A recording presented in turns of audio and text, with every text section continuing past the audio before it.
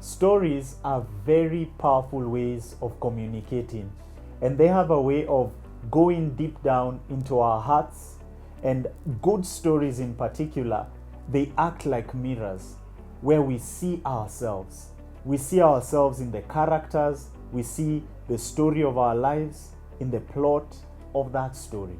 And today we want to talk about what has been observed by some as the greatest story ever told. My name is George Murichu. I serve as a pastor with Christ is the Answer Ministries, particularly in Woodley, and I want to welcome you to today's video. You're watching CITAM Church Online.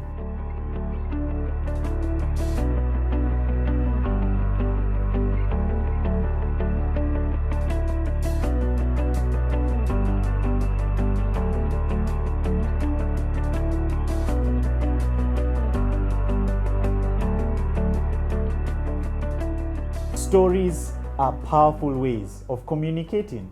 And so today we want to examine one of the greatest stories ever told. In my perspective, in my view, it is actually the greatest story ever told. Why do I say this? This is a story in which we see ourselves. We see the human nature very, very clearly. But it's also a story that points us to God, and we can see God's nature. We can see the God who introduced himself to Moses in the book of Exodus, saying that I am the God who abounds in steadfast love. I am a God who's rich in mercy. This story that we're going to examine paints that picture of God for us, but it also tells us a lot about ourselves. So enough with the suspense. Here is the story. The story is that recorded for us in the Gospel according to Luke. And we know that there are many stories that Jesus told, but this particular one has been called the parable of the prodigal son. Jesus used stories to move people from the known to the unknown. He used stories to illustrate what the kingdom of God is like. And so he spoke to people with terms of reference that they could understand, things that they could resonate with and connect with easily. And then as they were drawn into the story, suddenly they realized, this is actually me. They began to see themselves in the characters. They saw their lives in the storyline that was being narrated. And we see the parable of the prodigal son is actually, as Timothy Keller observes, is the parable of the lost sons. It's not just the younger son who was lost. It's actually both the elder son and the younger son who were lost. So we'll just start off with verse 11. This is Luke chapter 15, verse 11. There was a man who had 2 sons, and the younger of them said to his father, Father, give me the share of property that is coming to me. And he divided his property between them. Verse 11 tells us that there were 2 sons, the elder one and the younger one. This is a tale of 2 sons. And the elder son represents that category called the Pharisee. And they are modern day Pharisees. The Pharisee is the religious type, the person who is a stickler for rules, regulations, policies, procedures, and so forth. But more than that, this may be the person who follows the letter of the law but doesn't really recognize the spirit of the law. This may be the person who's quick to point out the sins of others but will dive into the portrait of that modern day Pharisee. Let's look at the younger son. Who does the younger son represent? The younger son represents those ones who have wasted their lives in reckless living, they have a scandalous past, or they have something that they're not so proud to write home about. Their legacy is not something that they would be proud to write home about. These are the people who, in the days of Jesus, the tax collectors, the sinners, the people whom the Pharisees accused Jesus of hanging out with. It would be the prostitutes. It would be the people who are moral outcasts. They were social outcasts. It would be John chapter 4, the Samaritan woman who had 6 husbands, and even that 6th man was really not her husband. it would be that category of people who had a scandalous past.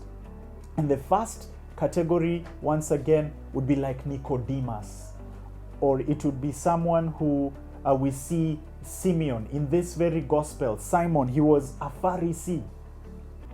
And before we even delve deeper, I wonder, as you think of this story that is well acquainted, it's very much in the public domain, it's in our consciousness, you've heard of that term, the prodigal.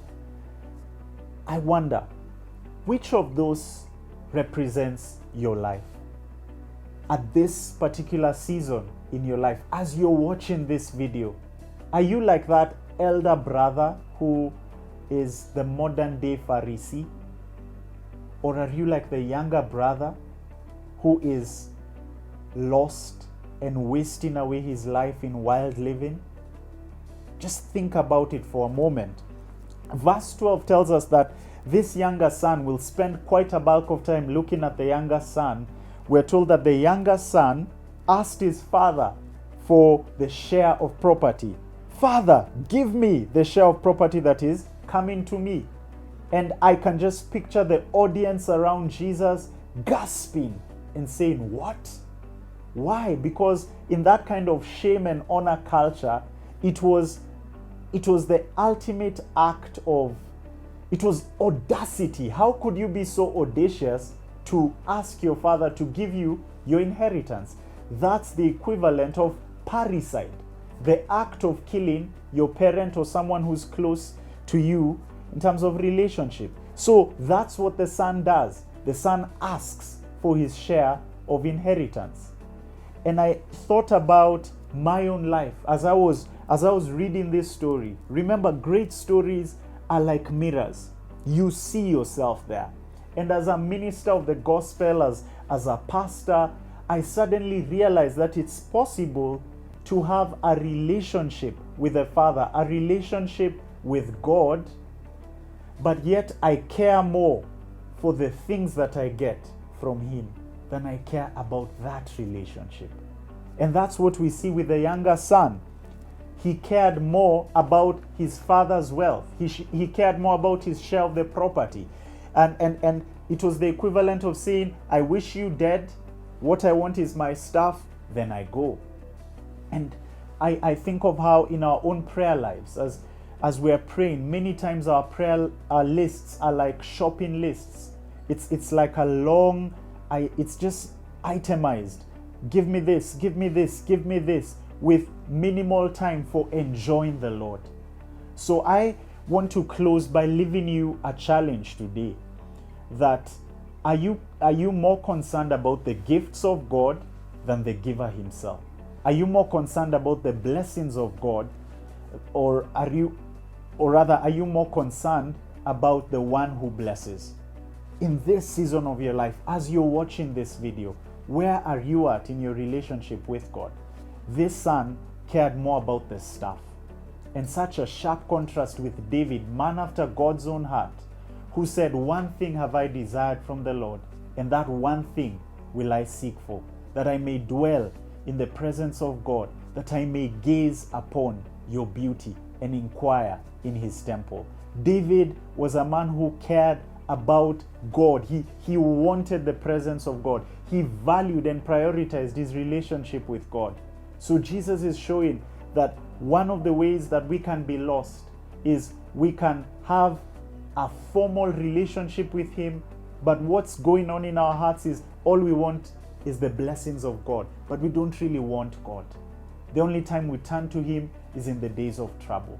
So as we track along in this great story, I pray that God will speak to us. I believe that he's already speaking to you and showing you where you're at in your life. So think about these things, and I'd love to hear your comments in our comments section of the video. We are available on the various social media platforms, and you can listen to us even on podcast as you're driving and as you're doing other things. Engage with us, and if this has been a blessing to you, it would be great for you to pass it on to someone else. Thank you for watching, and God bless you.